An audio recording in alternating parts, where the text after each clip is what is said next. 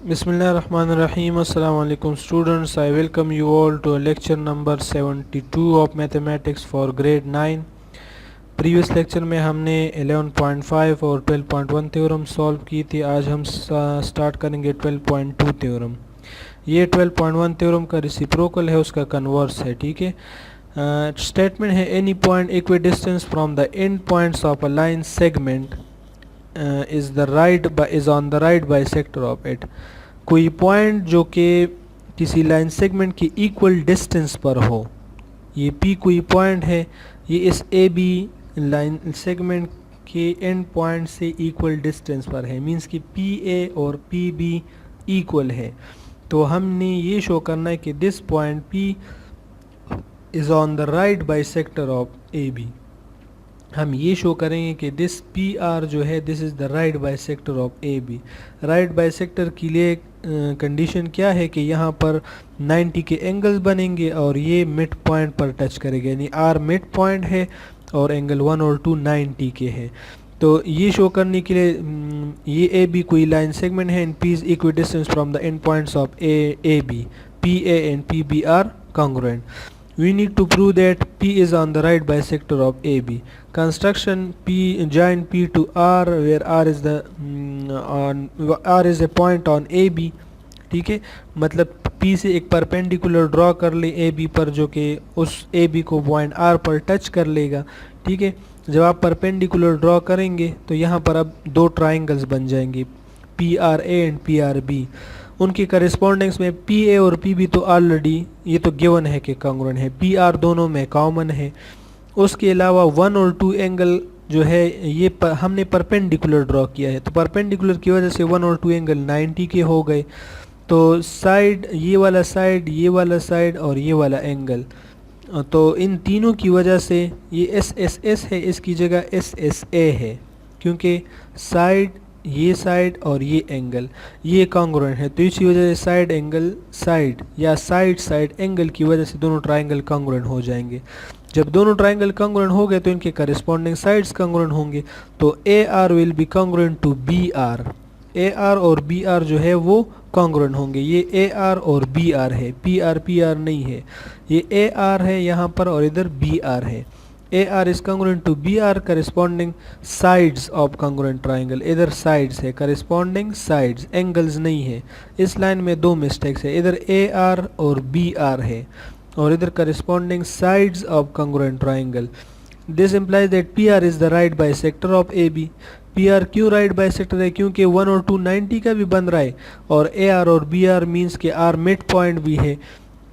So that's why PR is the right bisector of AB or P lies on the right bisector of AB। जब PR उस AB का right bisector है तो P point तो उसी right bisector पर ही लाई कर रहा है ना, तो इसलिए PR is the P lies on the right bisector of PR।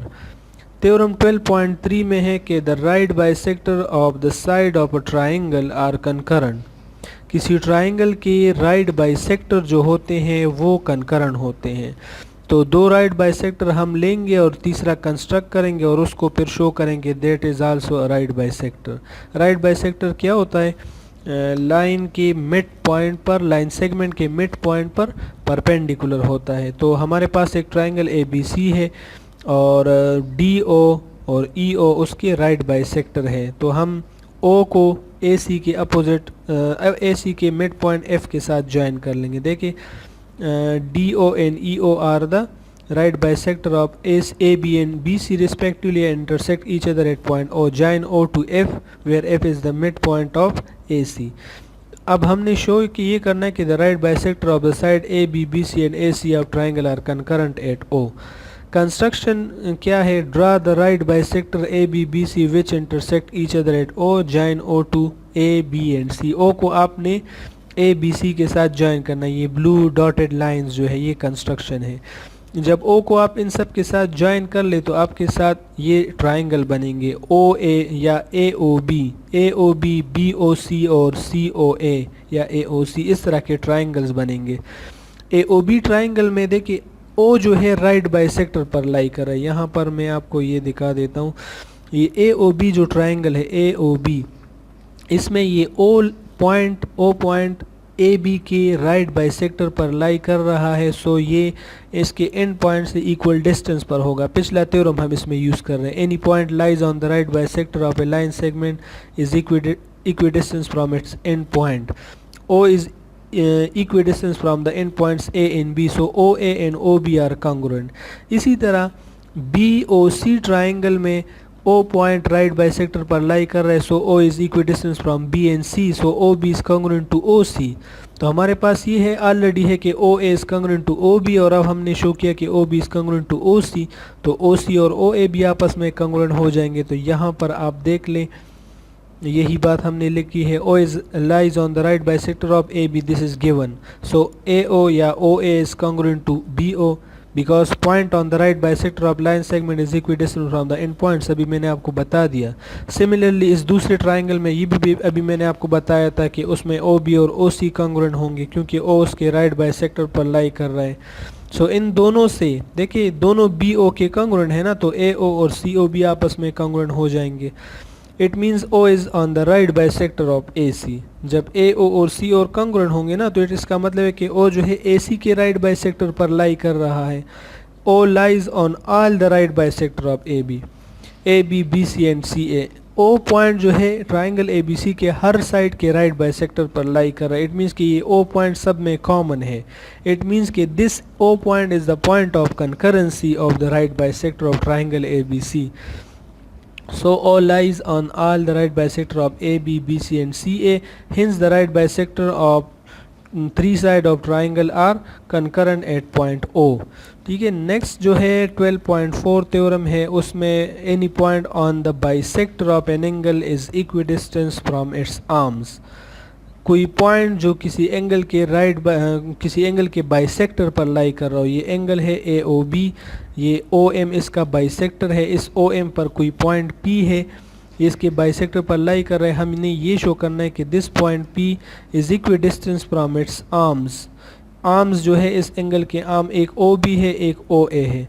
ये पॉइंट P इनसे इक्वल डिस्टेंस पर है, तो पॉइंट P का इससे डिस्टेंस एक परपेंडिकुलर लाइन होगा।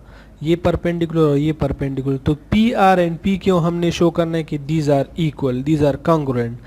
गिवन में OM is the bisector of angle AOB and P is any point on OM, we need to prove that P is equidistance from OA and OB, means कि PR is congruent to PQ।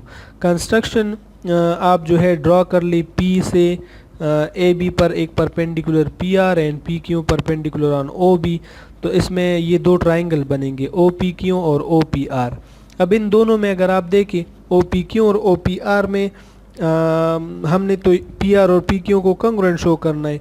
यहाँ पर PRO और PQO ये दोनों 90 के angle होंगे क्योंकि ये इस पर परपेंडिकुलर है। इसी तरह ROP और P और Q जो है ये दोनों एंगल आपस में इक्वल होंगे क्योंकि ये OM इनका बाइसेक्टर है। दूसरी बात ये कि OP दोनों में कॉमन है।